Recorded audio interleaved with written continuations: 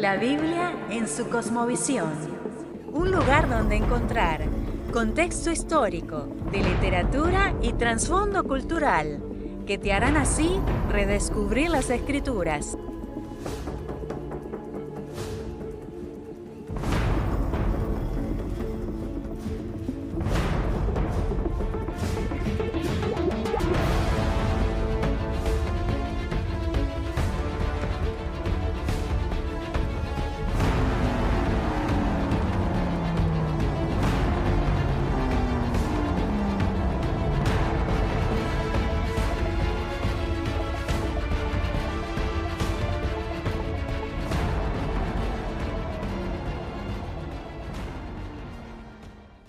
Bendecidos, amados, ¿qué tal? Es un gusto para mí, un honor en este momento poder presentarles un tema que realmente la iglesia tiene que comenzar a escuchar, comenzar a conocer. Realmente son temas que no están al alcance de las personas, podemos decir, perdón de la palabra, pero común y corriente, ¿sí? Como se hablaba en la Edad Media de los legos, de la gente simple, sino que son temas académicos y que lo vemos sinceramente al haber tenido acceso a ellos, vemos con todo respeto cierta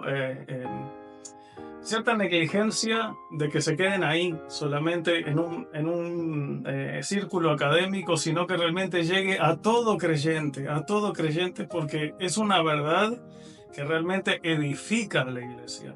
¿Sí? No estamos presentando material meramente filosófico, humanista, ¿sí? Sino que estamos presentando material académico con un peso espiritual muy grande.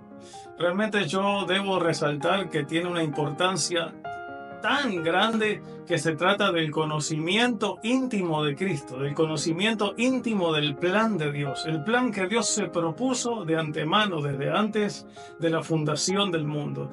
La iglesia necesita entender de una forma urgente esta verdad. Y la verdad que, amados, en este programa queremos con todo nuestro corazón y con todo nuestro ser, que ustedes puedan entender la importancia que tiene el tema que vamos a tocar a continuación. Como les dije, no es un tema que está en acceso a gente nominal, a creyentes nominales, ni siquiera esto alcanza al conocimiento de pastores. La realidad es que esto es algo que se habla y se maneja en una cultura de alto nivel académico, pero que no deja de ser revelación de parte de Dios para que la iglesia crezca en el conocimiento íntimo de Cristo. A continuación, bueno, damos gracias a Gustavo Batista, que está aquí con nosotros y que nos va a presentar estos temas relevantes en los cuales la iglesia debe comenzar a sumergirse. Así que damos gracias al Señor por este momento y realmente yo con todo mi ser, con todo mi corazón les digo, es un tema que realmente va a resaltar en suma edificación para el creyente. Así que bueno, recibimos a Gustavo Batista. Gracias por estar acá. Y gracias por tenerme, gracias por recibirme, Julio. Un privilegio poder estar acá contigo. Y bueno, nos conocemos hace muchos años. Es algo fabuloso poder compartir las cosas de Dios. Sí, por supuesto. Nos alienta mucho el corazón, nos gusta.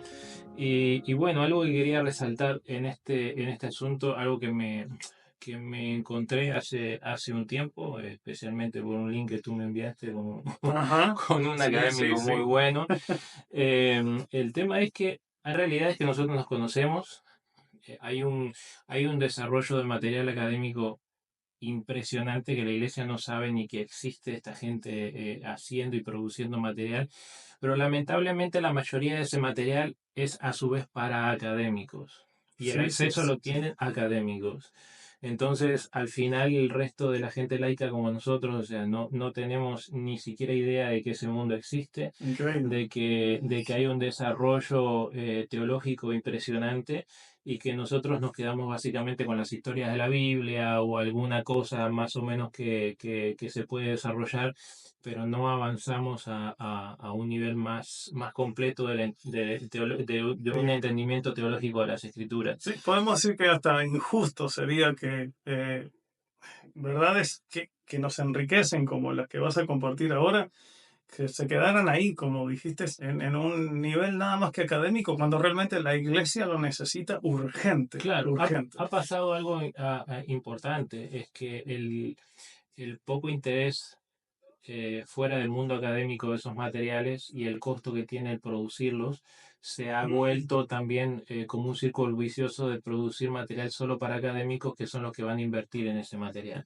Ahora, Nosotros estamos haciendo un poquito de historia en esto, estamos sacando el de lo que es el círculo académico y lo estamos dándole a los creyentes, a todo el mundo, porque todo el sí, mundo tenga lo acceso. muy importante en este asunto y lo maravilloso de la obra de Dios que está haciendo en esto es que hay gente, muchos académicos interesados en que ese material se difunda a otra gente que no es académico. Claro, Han estado sacando materiales espectaculares, han habido editoriales que sí se han interesado en este tema y que la mayoría, lamentablemente por lo que he visto, la mayoría del material está en inglés.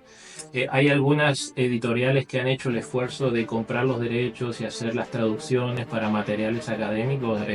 Vamos a usar uno de esos materiales hoy, que básicamente recopilan material académico y lo ponen al alcance de las personas comunes, como yo nosotros. estoy para poder sumamente entenderlo. feliz por eso, de verdad. Sí, como hablé con gente de una editorial, incluso que de uno de estos libros, lamentablemente la gente no adquiere ese tipo de material y lo dejan de producir. Porque, o sea, por lo menos en el mundo hispano, Sí. porque no hay un interés tan profundo de conocer este tipo de asuntos teológicos, Sí. y entonces son materiales que se quedan en la vitrina de venta de varias librerías, e incluso después los terminan devolviendo a las editoriales porque no se compran, porque son Increíble. materiales en cierta forma costosos, y gente que no está no sabe tampoco bien qué hacer con ellos porque no hay un entrenamiento Claro, atrás de ese por asunto. supuesto. Nosotros vamos a presentar un poco del material de eso. Este tema que vamos a tratar es una introducción realmente a todos estos temas. No nos vamos a explayar en cada uno en particular, sino que vamos a agarrar la columna vertebral de esto para poder entenderlo. Pero una de las personas que está interesada, que fue la que me llamó la atención con todo esto, que fue básicamente cómo abrir los ojos con esto, Michael Heiser, que Increíble. es una... Michael Heiser. Lamentablemente fue porque hace básicamente 1 año y medio que falleció. Sí. Ya está del otro lado de la gloria, sí, pero dejó un legado tremendo. Dejó un legado impresionante. Sí. Una persona con un amor ferviente por Dios y porque la gente entendiera de una manera sencilla y compleja al mismo tiempo las escrituras en su contexto histórico, en su contexto idiomático. O sea, era una persona estupenda. Ahora, se desconoce quién era Michael Heiser. ¿Cuál era la especialidad de Michael Heiser en sí?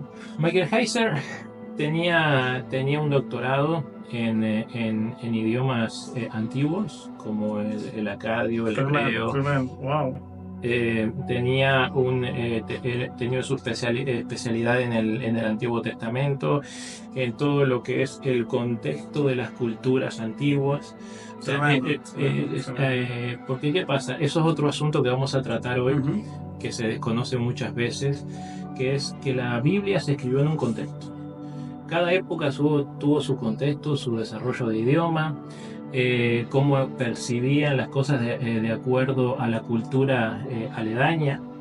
Entonces, era como hoy en día. Conocemos cuáles son los temas de relevancia que se hablan en nuestro ambiente. Entonces, cuando se nombra determinadas palabras o determinadas cosas, las asociamos a determinados temas. Y eso es lo que pasaba en cada una de estas etapas del Antiguo Testamento, del desarrollo del Segundo Templo, qué pasó entre medio de los final de los profetas y el comienzo del Nuevo Testamento, con los macabeos y toda la cantidad de material que se estaba escribiendo y los conceptos que había, como uno de los tantos libros que tenemos en Primera de Enoc, etcétera. O sea, libros que son extremadamente relevantes, que mucha gente no conoce, incluso que se nombran en las Por escrituras. supuesto, sí. Eso también es muy relevante, sí. Y cada uno de Enoc está de alguna forma u otra citada por los apóstoles, pero sí, lo tenemos tanto sí. en Juan como en Pedro. O sea, Tremendo, están sí. citando a Enoc. Y ese tema más concretamente adelante, Primera de Enoc. sí, cuando se toque ese tema va a ser muy tremendo. Tenemos alusiones a los jubileos, que es otro libro, y tantos otros materiales literarios que había en esa época, todo en el contexto del Segundo Templo, por cómo se escribió o con la intención que se escribió el Nuevo Testamento. O sea, hay mucho de ese material detrás bambalinas, que como no se conoce en sí el material, no teníamos cómo asociarlo a esos materiales. Claro. Eran cosas comunes. El libro del Apocalipsis está muy ligado a distintos otros libros que son tenidos como apócrifos, obviamente, porque eran material de lectura, simplemente no lo tenían como inspirado, pero era donde se sacaban referencias para muchas cosas que se escribieron. Es totalmente vasto.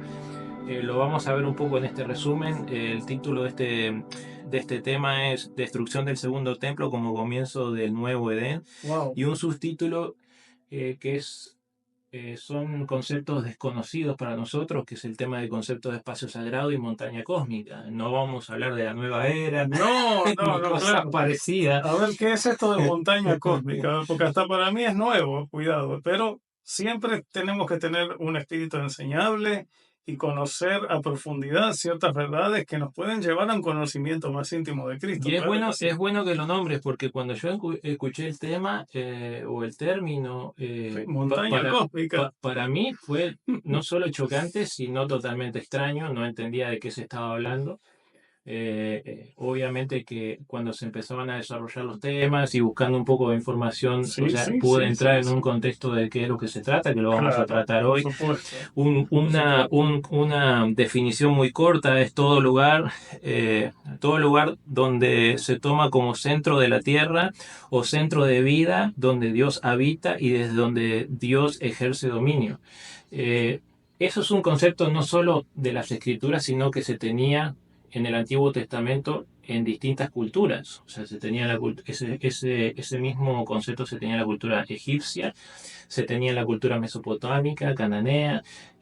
Cada vez que se hablaban de ciertos términos de adoración o donde Dios estaba, se entendía. O sea, no se decía, ok, esto es la montaña cósmica, pero se entendía ese concepto.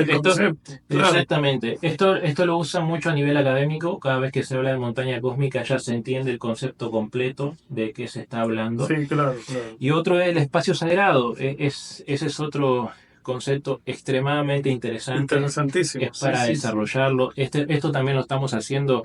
Quien esté interesado en estos temas, podemos desarrollarlo con más material académico en cada uno de estos puntos, de acuerdo a si mucha gente está interesada en este tema o en el otro tema, podemos entonces trabajar. Por supuesto, claro. Si hay preguntas que quieren hacer, dejar en los comentarios. Por supuesto. Exacto. Por ejemplo, espacio sagrado, un lugar especial, puro, que es apto para que Dios habite, que es sin contaminación alguna, perfecto, en el cual se permite a personas que estén aptas, o sea, limpias ritualmente, para ingresar o cohabitar con Él, en el caso también de los seres espirituales, donde lo espiritual o divino se une con lo terrenal, físico, material, y es un lugar que está relacionado a lo que es la entidad, en este caso Dios, que es vida. O sea, no hay nada que tenga que ver con muerte dentro de ese espacio. Y eso se lo ve incluso cuando entendemos y estudiamos, por ejemplo, el libro de Levíticos. Se ve completamente desarrollado ese tema.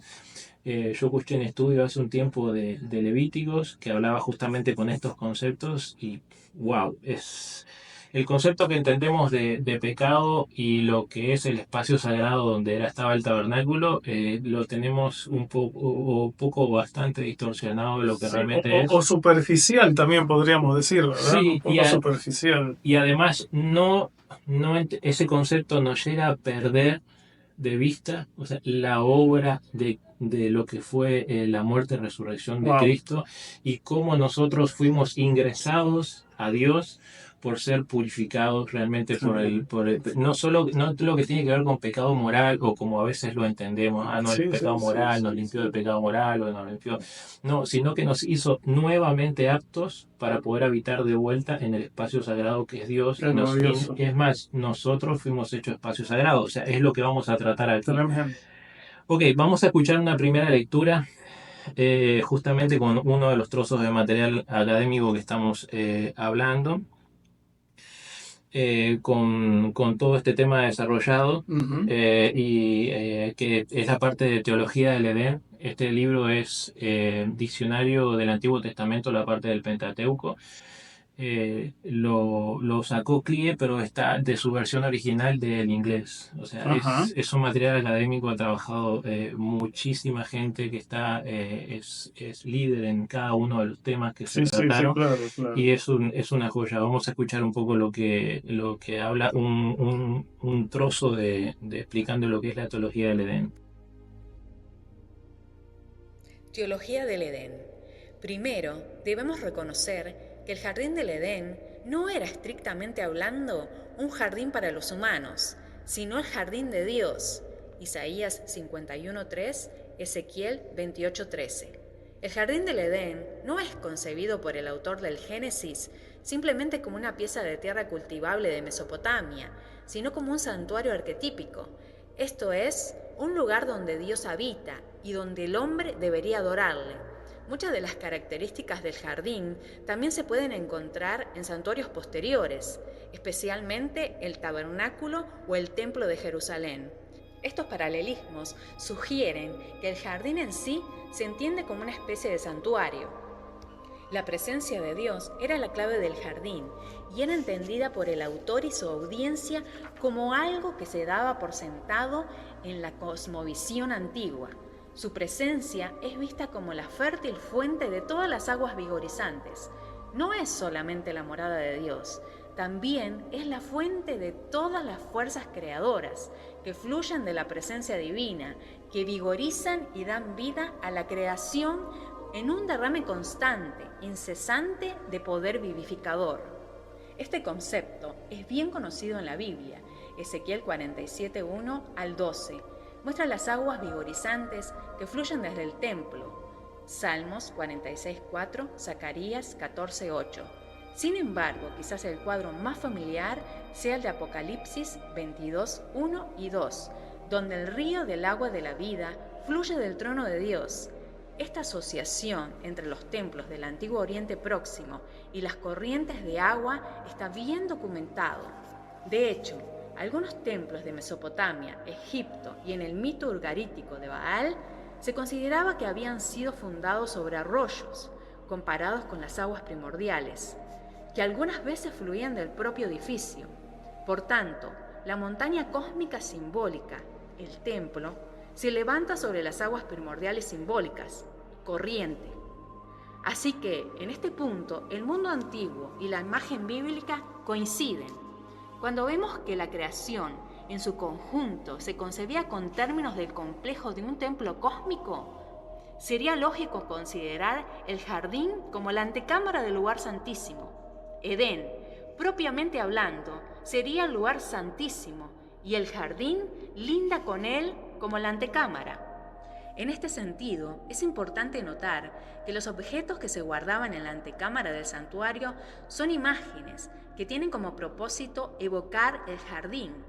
La menorá es un símbolo del árbol de la vida y la mesa para los panes de la proposición proporcionaba alimento a los sacerdotes. En conclusión, pues el jardín se contempla como la antecámara del lugar santísimo, Edén, dentro del complejo del templo cósmico. Tomándolo así, se puede apreciar que tras la caída, la mayor pérdida no era el acceso al paraíso, sino el acceso a la presencia de Dios. El templo proporcionaba un retorno parcial de esa presencia y la antecámara del templo recordaba la cercanía a la presencia de Dios, de la que una vez se había disfrutado. Bueno, esto Eso está Es De verdad que, como decía vaya, una pastora muy conocida nuestra, muy querida, que decía, esto es un manjar. indudablemente, indudablemente, indudablemente, este audio me dejó a mí. Vaya, y yo creo que quienes estén escuchando en este momento se van a dar cuenta que no estamos presentando un material filosófico humanista, sino que estamos presentando un material que realmente contiene revelación para que entendamos la realidad espiritual, ¿verdad? En la que estamos ahora, la que Cristo nos puso al menos. Es impresionante. Gracias por habernos acompañado. Te esperamos en el próximo episodio de la Biblia en su cosmovisión.